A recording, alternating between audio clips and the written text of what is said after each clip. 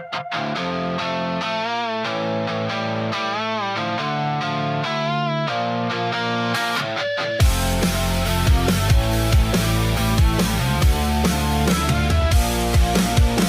ilalim ng poste ng ilaw tayo ay tumatambay, nagpapalipas ng oras sa gitna ng ingay ng buhay.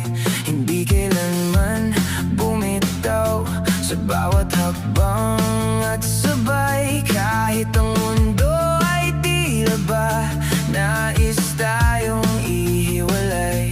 Sa bawat tawa at bawat bait na ating naranasan, ikaw ang sandigan